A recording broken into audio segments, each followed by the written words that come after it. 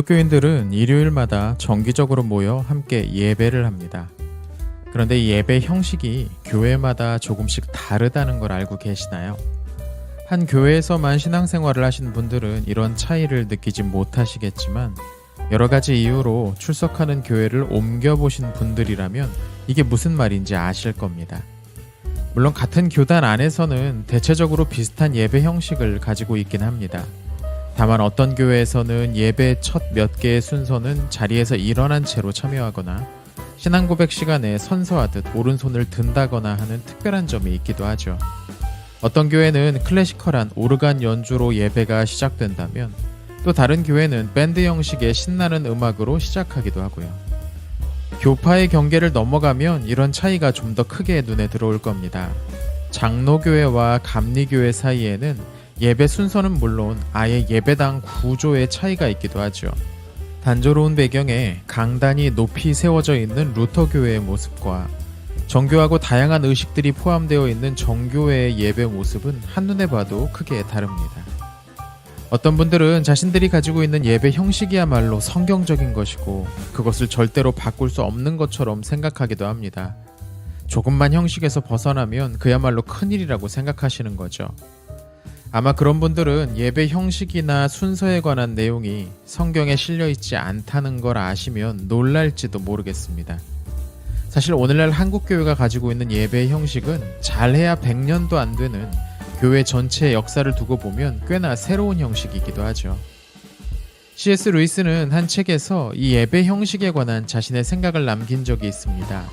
다만 루이스는 자신이 예배 형식에 관해 뭐라 조언할 만한 위치가 아닌 평신도이며 평신도들의 임무는 주어진 바를 최대한 잘 활용하는 것이라고 겸손한 태도로 이 주제에 관해 이야기를 시작합니다. 루이스가 예배 형식에 관해 가장 크게 우려했던 부분은 지나치게 잦은 변화였습니다. 그는 이렇게 씁니다. 그런데 영국 성공의 성직자들을 보면 대부분 다른 생각을 하는 것 같더군. 그들은 끊임없이 예배 분위기를 유쾌하게 하거나 밝게 바꾸고 예배 시간을 느리거나 줄이고 예배 형식을 간소화하거나 복잡하게 하는 것으로 사람들을 교회로 불러 모을 수 있다고 믿는 것 같아. 열의가 많은 신임 목사라면 교회 내에서 자신의 개혁에 찬성하는 몇몇 교인을 확보할 수도 있겠지. 그러나 대다수는 동의하지 않을 걸세. 많은 사람들이 교회에 나가지 않게 될 테고 그나마 남은 사람들도 좋아서가 아니라 그냥 견디는 정도일 거야. 재밌는 지적이죠. 실제로 담임 목회자가 바뀌거나 하면 예배 형식이나 순서에도 변화가 생기는 경우가 있습니다. 그리고 이건 리더십 교체와 연계해서 목회자에 대한 반감을 품게 만드는 이유가 되기도 하죠.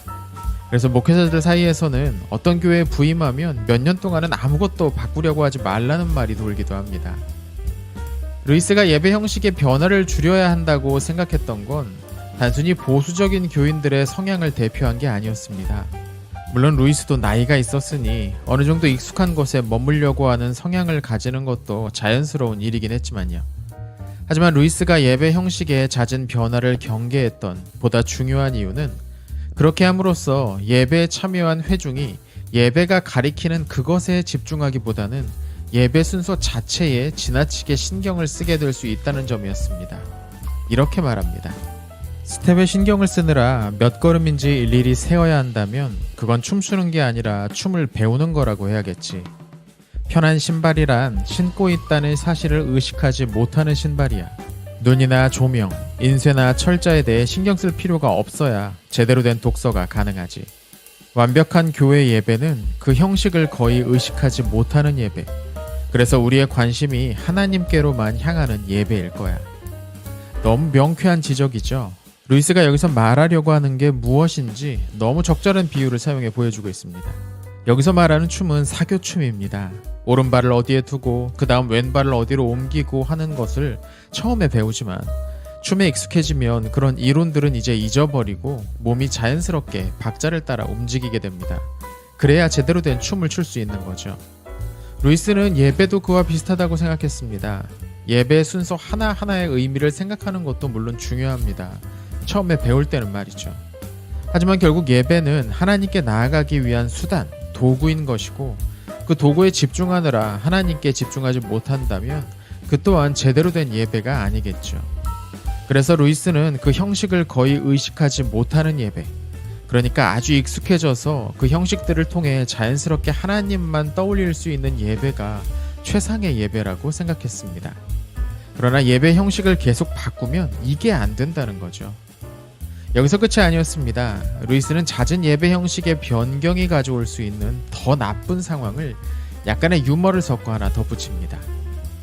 더 나쁜 상황이 벌어질 수도 있네. 새로운 요소 때문에 예배 자체도 아니고 예배 인도자에게만 온통 신경이 쓰일 수도 있단 말일세. 아무리 생각을 안 하려고 해도 도대체 저 사람이 뭘 하려는 거지? 라는 질문이 떠오르거든. 우리 마음이 허튼데 허비 되는 거야. 앞에선 저 양반들이 베드로에게 주신 주님의 명령을 제대로 기억하면 좋겠네요. 주님께서는 내 양을 먹이라 하셨지 내 쥐들로 실험하라, 혹은 공연하는 개들에게 기술을 가르치라고 말씀하신 게 아니라는 것을요. 이렇게 말하는 사람으로선 이유 있는 항변인 거지.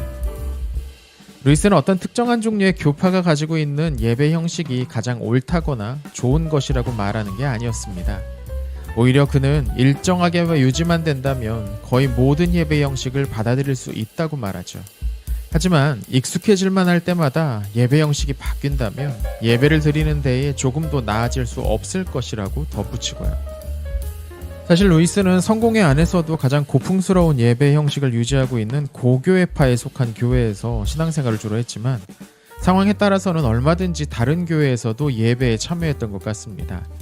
다만 루이스는 예배에 있어서도 훈련된 습관이 중요하다고 생각했는데 이 습관을 통해 더 깊은 영역으로 나아갈 수 있다고 여겼기 때문이죠.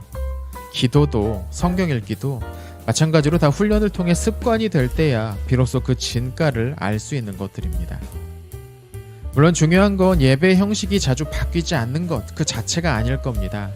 20년, 30년 같은 형식으로 예배에 참여한다고 해도 단지 익숙한 그 순서들을 클리어하는 느낌으로 참여하기만 한다면 그건 예배의 본래 목적을 달성했다고 할 수 없겠죠. 훈련은 되었으나 실전에 나가지 못한 군인들처럼 말입니다. 그 순서들을 통해 그 순서들을 딛고 하나님께 나아갈 때 우리는 진짜 제대로 예배할 수 있을 거고요. 여러분의 예배는 어떤 모습이신가요? 오늘은 예배 형식에 관한 C.S. 루이스의 생각에 대해 살펴보았습니다. 뭘 하든 진지하고 깊게 파고드는 루이스의 성격이 잘 드러나는 내용이 아니었나 싶네요.